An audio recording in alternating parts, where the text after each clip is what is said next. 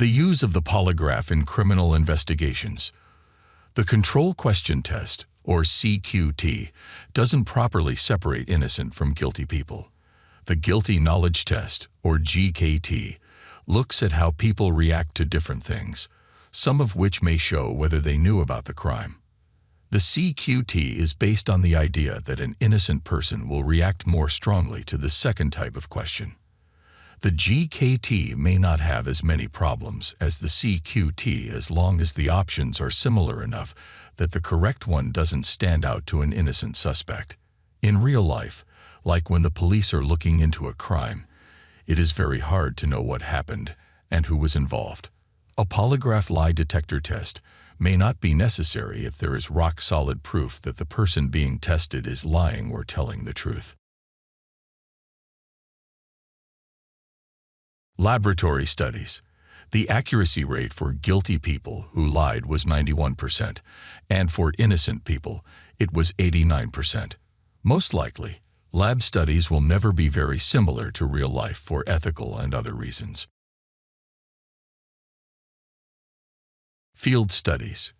The CQT has been used in most field studies of how well polygraphs work to find lies.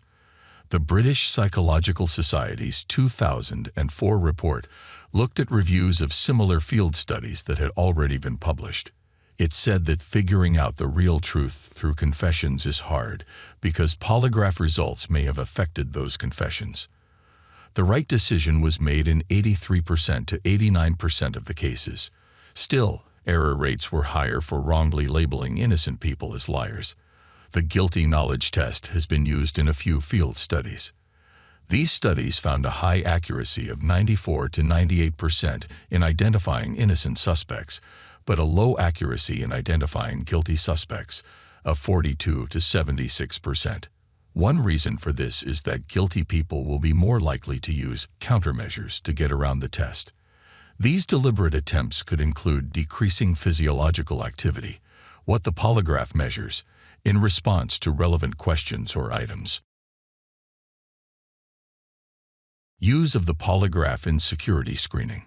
Some countries use polygraph tests to determine a threat to their security services or who wants to join them, for example, a spy or a terrorist. To have a much lower number of false alarms, let's say 40, you would have to set a big difference between physiological activity when someone is telling the truth and when they are lying.